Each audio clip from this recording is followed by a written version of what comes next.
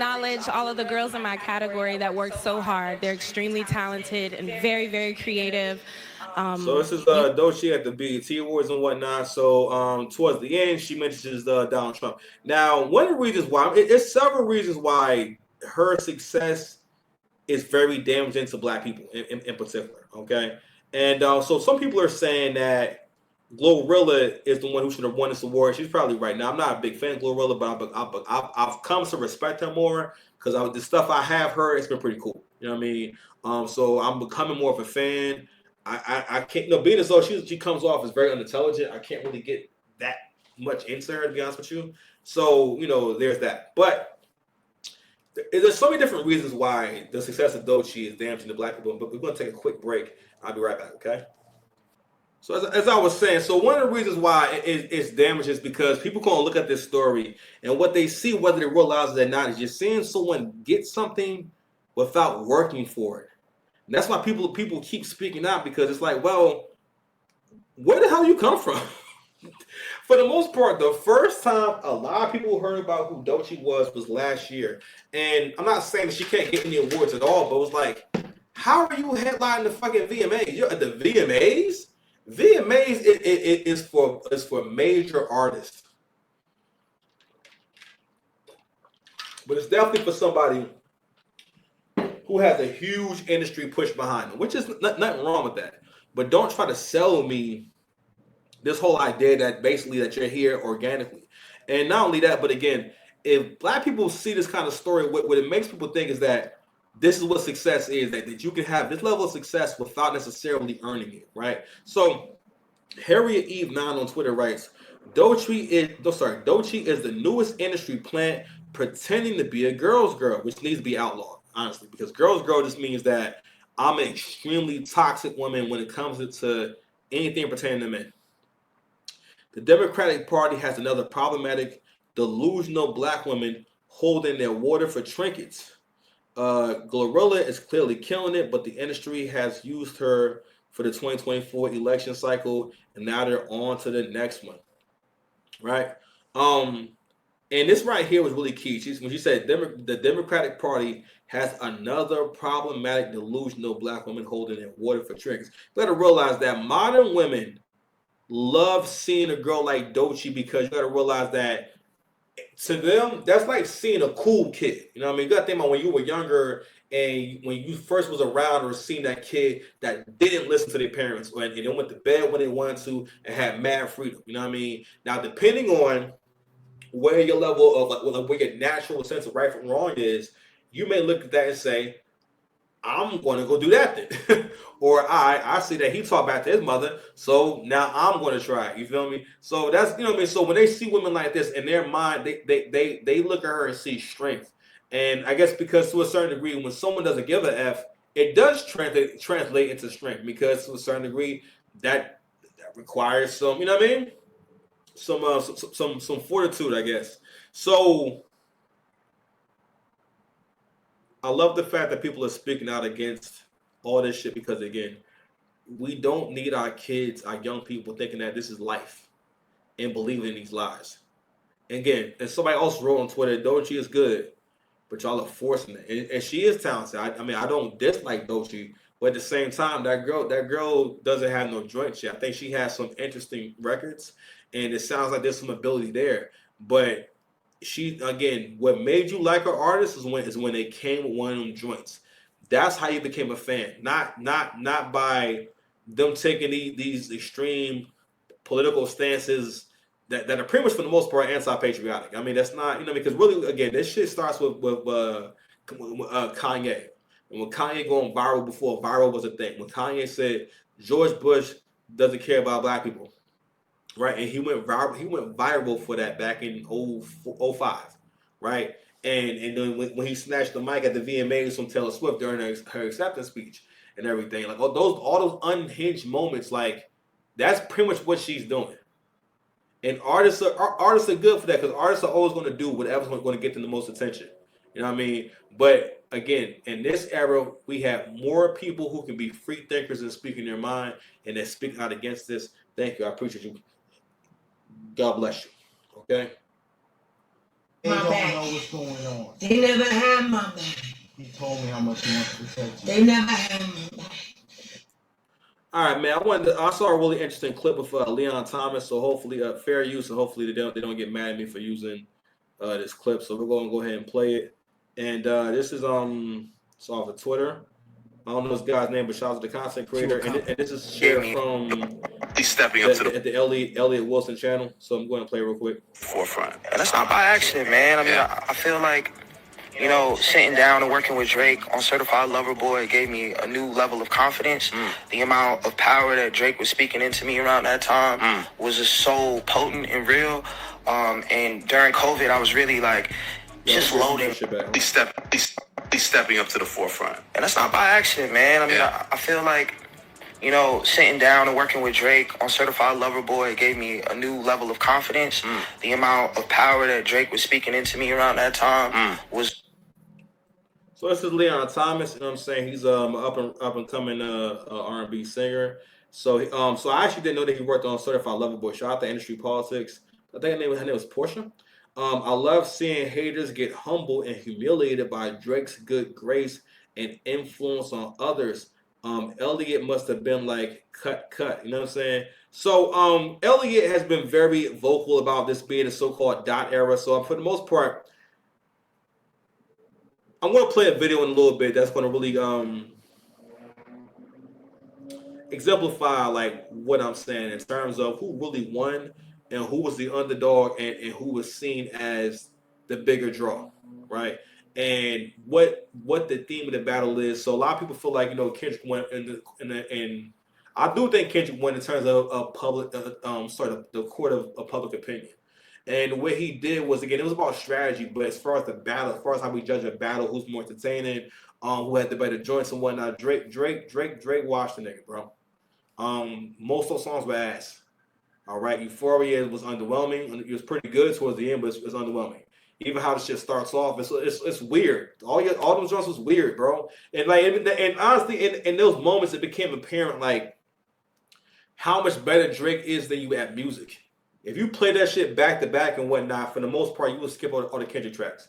If we play them side by side in terms of the pace, the BPM, the like what he's choosing to talk about, I think that the second half of Euphoria was I think was fire, but it was more like a fire rap. I think he had like a few good bars. I think he said, I believe when you see you in Sexy Red, you see two bad bitches. That was fire. I hope my friends is my real friends on YMW Melly. I don't think you wrote that because that don't sound like that's a battle rap bar. And you don't do those. You know what I mean? But whatever, right? But you got to see who was the better artist. Family Matters obliterates Not Like Us any day. There's way more substance, you know what I mean? It's better rapping, the schemes, everything he's saying is fire. But in that, like I told y'all before, people have an innate desire to hate winners. Because as long as I hate on the winner, I don't have to be better. Or hate on a kind of person who does things differently, who's making their own path. Because to a certain degree, people know that they can't do that. And not that you're not capable of doing it, you just don't have the balls to be who you want to be. Shout out to Tony Montana. That's the bad guy. Because you don't have the guts to be who you want to be. You're all a bunch of fucking assholes. Because you don't have the guts to be who you want to be. So you look at people like me and say, that's the bad guy. So what that make you? Good? Nah, but real talk though, people need that, especially some of you weak men. So for the women, it's a matter of they know they can't get the attention of a guy like that. And for the men, they know that, yo, I'll never be on that level. And they go that ego again. Why are you so focused on the other person? Why don't you focus on doing your best? So shout out to Leon Thomas, because if you guys notice that people have either been silent or in full support of Kendrick, right?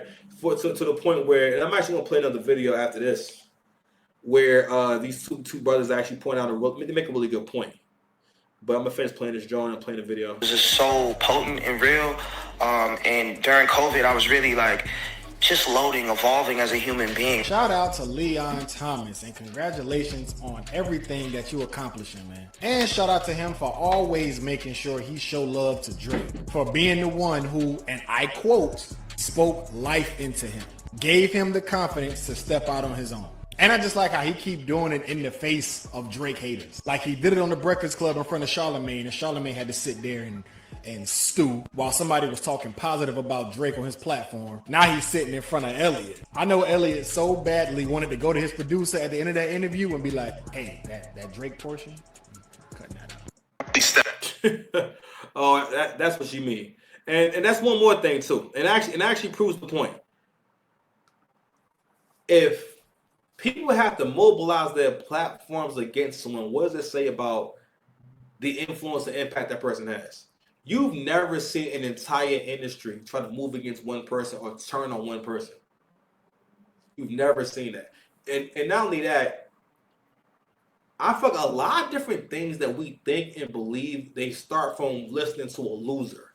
Even like someone like Charlamagne, right? Shout out to Charlamagne, but for the most part, that was his character at first, was just being a straight up hater and saying things you shouldn't say, saying really thirsty things about women to their face, and something about sucking up farts and drinking bath water. Cause like, yo, he a short, dark skinned nigga. He don't got the most self-esteem. These are all things that like niggas who don't get women do and say. You know what I'm saying? Or niggas that will dirty Mac on somebody. So from the beginning, he always hated on Drake. And with that, you gotta realize that when dudes like that, and it was mad dark skinned niggas hating on Drake. When dudes like that did that, people like Funk Flex, people like Charlamagne, other people hear you say that, and not listen. You're entitled to have your own opinion, but when you have a platform where a lot of people can hear you, that's how we are. The things that we listen to, it programs us. That's just what it is. When you hear an idea, that's why you have to control who you listen to. For better or worse, when you hear someone's ideas, it's like someone planting seeds in your mind. So if I listen to someone who's negative talking all day long, they're planting negative seeds in my mind. Pause.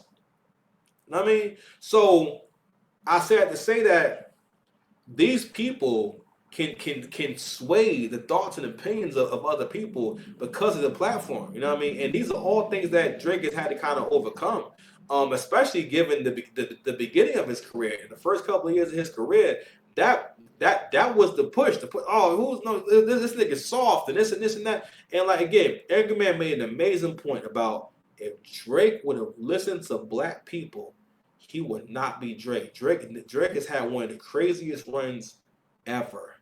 He's never had a time when he wasn't hot. You can't say, and what's crazy is Drake is still the most streamed artist.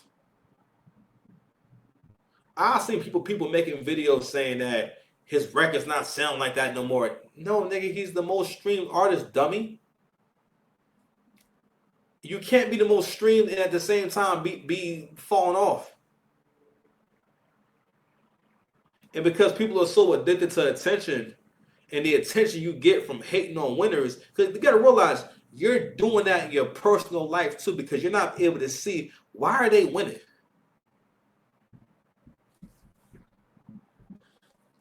Shout out to Leon Thomas, bro. Yo, listen, my man stood strong.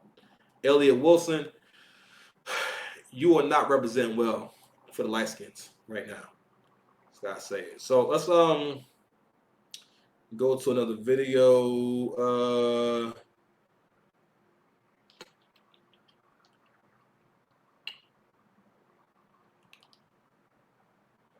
So I saw this earlier. I thought this was really good. Don't care. But anytime you have the CEO of Universal, this is why I think that Drake won, because they're coming down on him. for sure, Drake definitely won that battle. Yeah. And Unpopular opinion. That's what I'm saying. Look, don't care. But anytime you have the CEO of Universal Music high-fiving at the Grammys, Right. high-fiving Dr. Dre. Yeah. When do we ever see the?